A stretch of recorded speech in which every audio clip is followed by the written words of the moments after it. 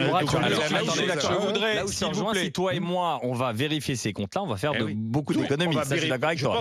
Grâce à vous, pour les économies. Et on n'ira pas taper dans le budget des hôpitaux. Bien sûr. Et grâce à vous, on aura un pays qui sera paralysé par les manifestations. Ça, c'est une certitude aussi. On vous remercie d'avance, d'ailleurs.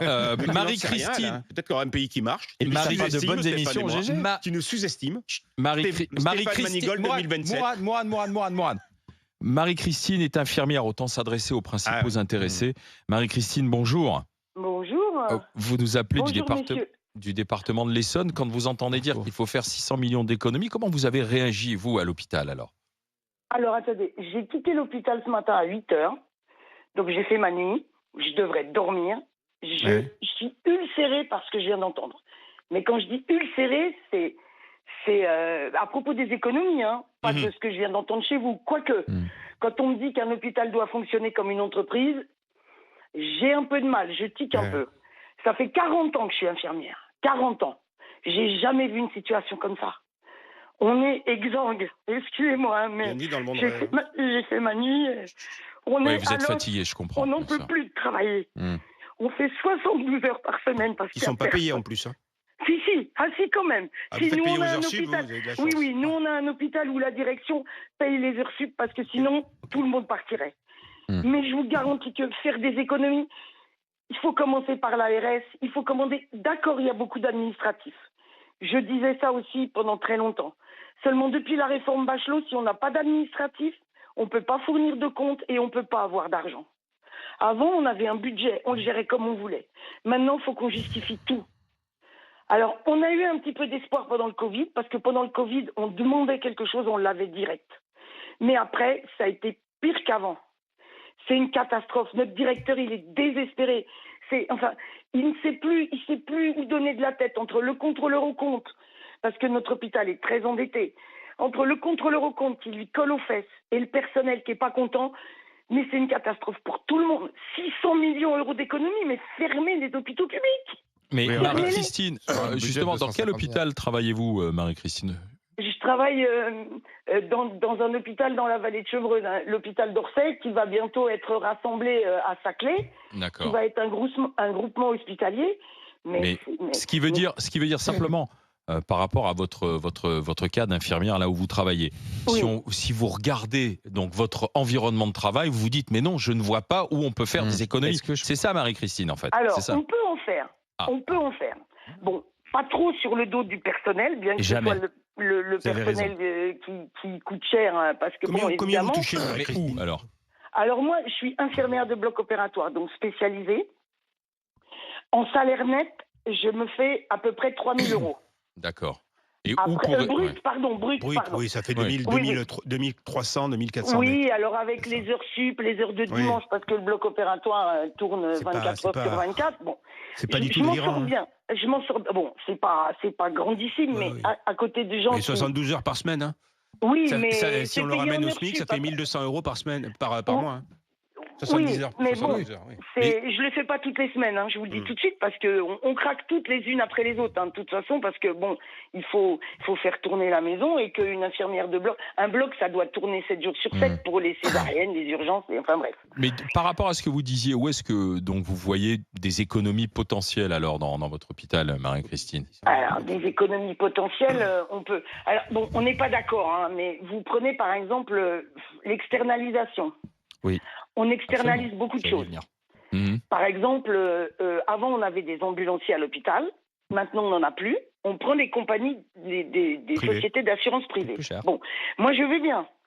Je suis dans un petit hôpital où il y a 50 mètres, une antenne du CEA Joliot-Curie, où ils font de la recherche médicale. Donc, nos patients vont parfois faire des examens, et c'est gagnant-gagnant. Ils ont des examens pointus, et le CEA peut affiner ses recherches pour le matériel. Eh bien, on va faire venir une ambulance privée pour faire 50 mètres. Oui. Mais Marie-Christine, effectivement, c'est gaspillage. Je lisais le rapport de la Cour des comptes qui estimait, parce que où part l'argent? Parce que vous dites on n'a pas assez d'argent et on veut bien vous croire, et en même temps on dépense plus d'argent que nos voisins. Donc il y a quelque chose qui ne va pas. Alors justement, il y a des études ont montré quand même que plus de 20% des actes médicaux sont inutiles dans les hôpitaux parce qu'en fait, il y a une mauvaise coordination avec la médecine de ville qui conduit souvent à faire 2 fois les mêmes examens. Et on connaît tous des cas où on nous a demandé 3 fois d'aller faire la même radio, etc. Ça coûte une fortune. Est-ce qu'il n'y a pas des moyens de faire des économies là-dessus? Alors, bien sûr. Alors déjà, il faudrait avoir une médecine de ville. Voilà. Vous comprenez, On va en parler avec Jérôme Marty dans un instant. Oui, non, mais moi, je travaille dans la vallée de Chevreuse. Hein. Enfin, la vallée de Chevreuse, c'est pas non plus un désert médical. Mais vous ne pouvez plus trouver un médecin traitant qui vous accepte. Marie-Christine, si vous avez besoin d'avoir un ophtalmo, il y a 6 mois d'attente. Quand on regarde les économies qu'on peut réaliser, je vous donnais un, a priori, c'est un sujet que je connais, c'est les repas dans les hôpitaux. C'est sous-traité. Vous savez combien payent les hôpitaux pour avoir... Bon. Et c'est pas bon en plus. Tout le monde le dit. Hein. Quand tu vas manger et que c'est pas bon, tu dis c'est de la bouffe pour les hôpitaux, c'est pas bon. Non, mais est-ce que les hôpitaux ont besoin de payer un chef connu pour faire des sandwichs? Bah, franchement, faut pas déconner. On n'a pas besoin de se payer les services d'un grand chef médiatique pour faire des sandwichs dans les hôpitaux. Moi, je suis désolé. Attends, c'est de l'argent que tu prends et que tu jettes à la poubelle. Et quand tu regardes aujourd'hui tout ce qui est produit et livré pour les patients, qui est ce chef? Alieno. Thierry Marx qui a fait. Il est payé pour faire des. Est-ce qu'on a réellement besoin de se payer les services d'un grand chef pour pouvoir donner à bouffer? Et en plus, c'est pas bon. Alors Marie-Christine, moi je le fais gratuitement. Allô les hôpitaux, avec mes chefs, on vous le fait gratuitement. Et pour le service public, bien sûr. Marie-Christine, est-ce que moi, la dernière fois que je suis dans une urgence, il y a un truc qui m'a choqué. Est-ce que chez vous, ça a apparu aussi? Ce sont des panneaux où il y est écrit « Merci de ne pas agresser le personnel ». Avant, il n'y avait pas ces panneaux. Ah non, nous, alors au début on avait les affiches, les fameuses affiches, on ne regarde avec un scope par exemple, où vous voyez le tracé des battements du cœur, et il y avait marqué dessus, on ne regarde pas la télévision, mais maintenant il y a marqué ne pas agresser le personnel. Oui, mais sans arrêt. Alors Marie-Christine, je vous souhaite un bon repos. Je vous remercie d'avoir été avec nous. Merci d'avoir pris sur votre temps. Si vous avez encore 30 secondes, par exemple, vous prenez avant un médecin, un chirurgien viscéral, une appendicite, il vous faisait le diagnostic en regardant le malade, en faisant un examen clinique. Ouais. Maintenant, légalement, il est obligé de faire un scanner. Toute suspicion d'appendicite à un scanner, mais ça coûte une fortune. Vous avez raison. Vous avez raison. Eh bien, Marie-Christine, en attendant de partir vous reposer après votre nuit, et franchement, je vous remercie d'avoir pris le temps de discuter avec les GG. Vous allez pouvoir écouter le diagnostic du docteur Marty, qui sera peut-être le futur ministre de la Santé. Comme il change tous les ans, le ministre. On va voir ce qu'il pense des 600 millions d'euros d'économie. En plus, cette demande intervient alors que la médecine libérale est dans une journée de grève historique. À tout de suite avec les GG. RMC, jusqu'à midi. Les grandes gueules.